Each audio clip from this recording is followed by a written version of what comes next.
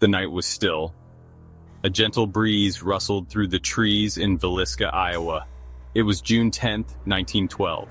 Inside the Moore family home, 8 souls slept peacefully. An ominous silence hung in the air. An intruder cloaked in shadow slipped into the house undetected. He carried a deadly weapon, an axe. The silence of the night was broken by the first horrifying blow. Josiah Moore, a respected businessman, was a pillar of the Villisca community. He was known for his hard work and dedication to his family. Sarah, his wife, was a loving mother and devoted wife. Together, they had built a life centered around their 4 beautiful children. Herman, the eldest, was a bright and energetic boy. Catherine, his younger sister, was a sweet and gentle soul. Boyd and Paul, the youngest, were full of mischief and laughter. The Moore family was a picture of domestic bliss. Their home was a place of warmth, laughter, and love. The brutal murders shattered this idyllic image, leaving behind a void that would never be filled. The loss of the Moore family was a devastating blow to the small town of Villisca. The community mourned the loss of a respected family, their lives tragically cut short. Lena and Ina Stillinger were invited to spend the night at the Moore home. They were close friends of the Moore children. They had come for a sleepover, a night of childhood games and innocent fun. Their youthful laughter and carefree spirits filled the Moore home with joy earlier that evening. Lena, the older sister, was known for her kindness and gentle nature. She was a protective older sister to Ina. Ina, the younger, was a bubbly and energetic child who loved to play. The 2 sisters were inseparable, sharing a bond of sisterhood that was tragically broken. The Stillinger sisters were innocent victims, caught in the crosshairs of a horrific crime. Their presence at the Moore home that night sealed their fate. The Stillinger family was devastated by the loss of their daughters. The community mourned alongside them, sharing their sorrow and disbelief. The morning of June 11th, 1912 dawned bright and clear, but a dark cloud hung over Villisca. Mary Peckham, a neighbor, noticed the unusual stillness at the Moore residence. She knocked on the door, but there was no answer. A sense of unease settled upon her. She tried the door, and to her horror, it was unlocked. Stepping inside, she was met with a scene of unimaginable horror. The house was silent, save for the buzzing of flies. The first bodies she discovered were those of Lena and Ina Stillinger, lying in their beds, their faces pale and lifeless. She stumbled back, her heart pounding in her chest. She ran to get help, her cries echoing through the quiet streets. The news spread like wildfire through the small town. Neighbors gathered outside the Moore home, their faces etched with horror and disbelief. The idyllic peace of Villisca had been shattered. The entire town was gripped by fear and uncertainty. Section 5. The Weapon of Choice. A silent instrument of death. The murder weapon, an axe, lay near the bed of Josiah and Sarah Moore. But on that fateful night, it became an instrument of death. Its sharp blade, once used for practical purposes, had been twisted into a tool of unimaginable violence. The killer had wielded it with brutal efficiency, striking each victim multiple times. The axe, a silent witness to the horrific events of that night, became a central piece of evidence in the investigation. Section 6. The investigation begins. A town in terror. The small town of Villisca was thrust into the national spotlight. Investigators from all over the country descended upon the town, determined to solve the horrific crime. The investigation began immediately, but the scene was chaotic. The house was in disarray, a testament to the violence that had taken place. The townspeople were terrified. The killer was still at large, and fear gripped the community. Every shadow seemed menacing. Every creak of the floorboards sent shivers down their spines. The once peaceful town had become a place of fear and paranoia. The investigators meticulously combed through the crime scene, searching for clues. They collected fingerprints, analyzed bloodstains, and interviewed witnesses.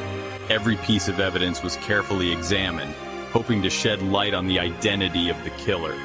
the lack of conclusive evidence made the case even more challenging. Section 7. Reverend Kelly, the itinerant preacher. One of the prime suspects was Reverend George Kelly, a traveling preacher who had been in Villisca the night of the murders. He was known for his fiery sermons and eccentric behavior. He had confessed to the murders, but later recanted his confession. His alibi was weak, and his behavior aroused suspicion. Kelly had a history of mental instability. He had been known to exhibit strange and disturbing behavior. He had a fascination with violence and had reportedly made comments about wanting to kill people. His presence in Villisca on the night of the murders made him a prime suspect. The investigators interrogated Kelly extensively. He provided conflicting accounts of his whereabouts on the night of the murders. However, there was no concrete evidence linking him to the crime. Despite the suspicion surrounding him, Kelly was never convicted of the Villisca murders. Section 8. Senator Frank Jones, a powerful suspect.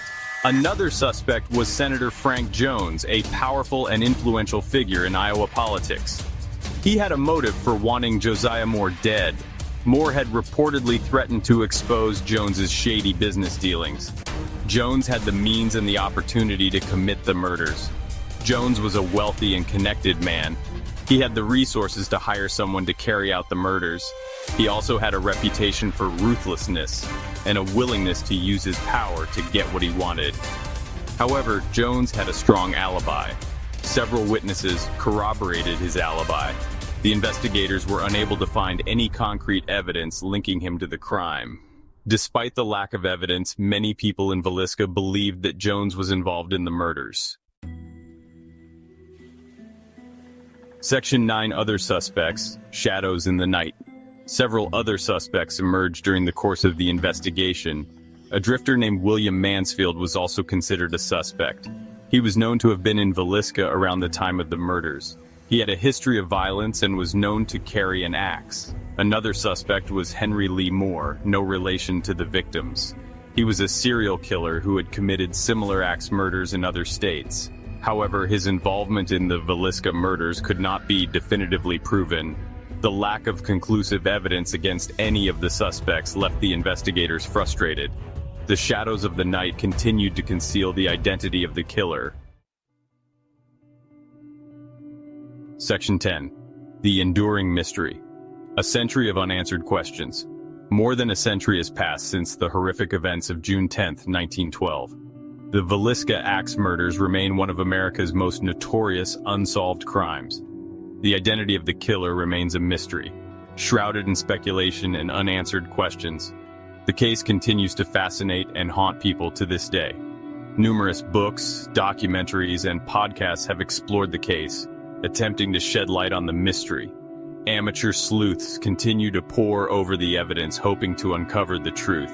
The enduring mystery of the Villisca Axe Murders lies in the brutality of the crime and the lack of a clear motive.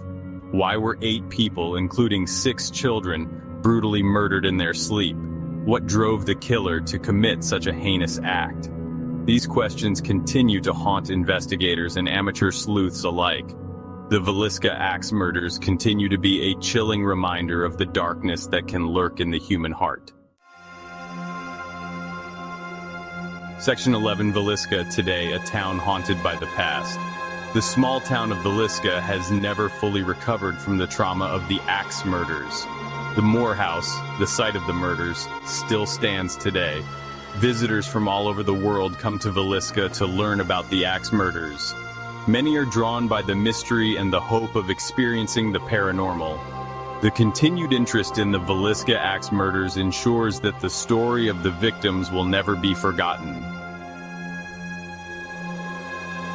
Section 12. The legacy of fear and unsolved crimes grip on America.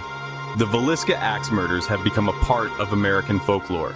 The case has captured the imagination of the public for over a century.